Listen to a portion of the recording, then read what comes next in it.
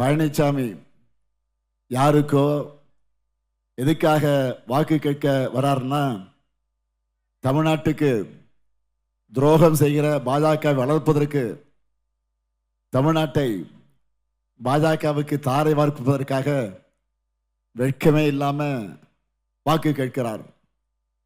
Palaniswami அமைச்சிருக்கக்கூடிய NDA கூட்டணியால தமிழ்நாட்டுக்கு ஒரே ஒரு நல்லதாவது நடந்ததற்கா? தமிழ்நாட்டுக்கு கெடுதல் செய்ய ஊழல்வாதிகளை மிரட்டி உருவாக்கப்பட்டிருக்க கூட்டணி தான் அந்த கூட்டணி. பழனிசாமி பாதம் தாங்கக்கூடிய பாஜக கூட்டணி. நானும் பிரதமராக இருக்கக்கூடிய மோடி அவர்களிடத்தில் பல ஆண்டுகளாக கேள்வி கேட்டுக் கொண்டிருக்கிறேன். தமிழ்நாட்டுக்கு செஞ்சிருக்கக்கூடிய ஒரு சிறப்பு திட்டத்தை சொல்லுங்கன்னு கேட்கிறேன். இது வரைக்கும் அவர்கிட்ட இருந்து பதில் வரல.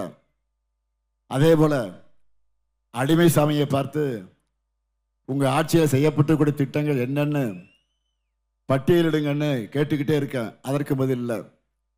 இப்படி தமிழ்நாட்டுக்கு எதையும் செய்யாத இவங்களுக்கு நீங்களும் வாக்கு இல்லைன்னு சொல்லணும். பக்கத்தில் இருக்கிற மதுரைக்கும் அதே போல திருச்சி கோவைக்கும் மெட்ரோ கேட்டோம், அனுமதி தரல. ஓசூர் விமான நிலையத்திற்கு அனுமதி தரல.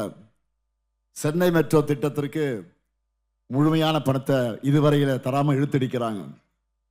இந்திய திணிக்க வேண்டும் என்று நம்ம வீட்டு குழந்தைகளோட படிப்புக்கு தர வேண்டிய நிதியை கூட தராமல் நிறுத்தி வச்சிருக்கிறாங்க. 3500 ரூபாய்க்கு அதிகமான ஜல்ஜீவன் இயக்கத்துக்கான மானியத்தை தராம இழுத்தடிக்கிறாங்க. ஊரக உள்ளாட்சி அமைப்புகளுக்கு தர வேண்டிய 2246 கோடியை இதுவரை தரல. இதையெல்லாம் பழனிசாமி என்றைக்காவது ஒரு நாளாவது தட்டி கேட்டிருக்கிறாரா? அந்த லட்சணத்தில் அவர் என்ன சொல்லுகிறார்? ஆட்சிக்கு வந்தா பாஜக கிட்ட கோரிக்கை வச்சு திட்டங்களை கொண்டு வருவாராம். கேட்கும் போதே உங்களுக்கெல்லாம் சிரிப்பு வருதில்ல? எனவே முதலமைச்சராக இருந்தப்போ தமிழ்நாட்டுடைய உரிமைகளை எல்லாம் அடகு வச்ச பழனிசாமி இப்போ புலிப்பாண்டியா மாதிரி அழுத்தம் தருவாராம். நம்ம ஊர்ல சொல்லுவாங்கல்ல, அறுக்க தெரியாதவனுக்கு 52 அருவா. இது பழனிசாமிக்காக உருவான பழமொழி. இது நம்ம அண்ணன் ஓபிஎஸ் அவர்கிட்ட கேளுங்க, இன்னும் நிறைய துரோகங்களை சொல்லுவார் அவர். பிரச்சாரத்தில் இருக்க தம்பி உதயநிதி ஒரு போட்டோவை காமிச்சு ஊரா பார்த்துட்டு இருக்கீங்க நீங்க. ஏன் பழனிசாமியோட அந்த பர்ஃபார்மன்ஸை லைவ்லேயே நீங்க எல்லாரும் டிவியில் பார்த்துருக்கீங்க. அம்மையார் சசிகலா காலில் விழுந்து அவருடைய காலை வாரி விட்டு துரோகத்தை செஞ்சவர் இப்போ ஒட்டுமொத்த தமிழ்நாட்டுக்கும் துரோகம் செஞ்சுட்டு இருக்கிறார். பழனிசாமி மட்டுமல்ல, அந்த துரோக கூட்டத்தில் இன்னொரு துரோகியும் இருக்கிறார். அவரை பற்றி நான் அதிகம் பேச விரும்பல. ஊழல் வழக்கில் பல சட்டங்கள் இருக்கிறத நாட்டுக்கு அறிமுகப்படுத்தின உத்தமர் வரும். உலகத்திலேயே தேர்தல் ஆணையத்திற்கு லஞ்சம் கொடுக்க பார்த்து தீகார் ஜெயிலுக்கு டூர் போனவர் வரும். இப்போ தெரிஞ்சிருக்காருன்னு உங்களுக்கு. பழனிசாமி கூட கூட்டணி வச்சுக்கிட்டா தூக்கு மாட்டிக்குவேன்னு சொன்னார்.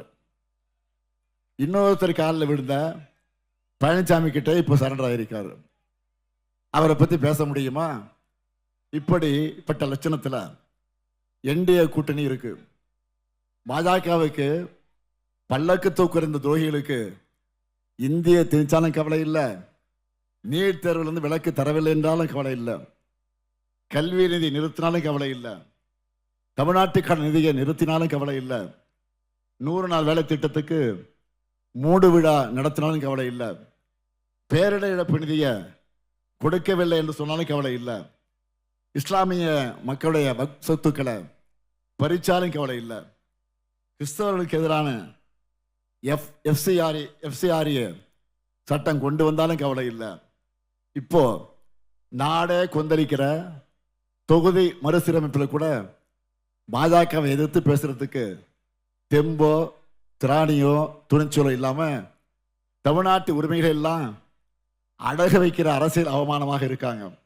ஆனால் திமுக தலைமையிலான மதச்சார்பற்ற முற்போக்கு கூட்டணி என்பது உரிமைக்காக போராடும், போர்க்குணம் நிறைந்த சுயமரியாதை மிக்க கூட்டணி இந்த கூட்டணி.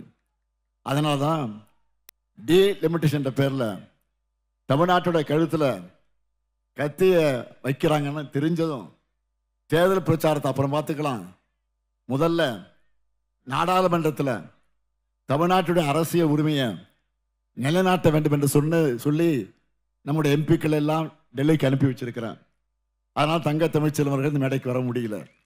அவர் நான் தான் அனுப்பிச்சி வச்சிருக்கிறேன், போய் தீரணும்னு சொல்லி அனுப்பிச்சி வச்சிருக்கிறேன். டெல்லிக்கு சென்று அங்கே இப்போ கடுமையாக போராடிக்கிட்டு இருக்கிறாங்க.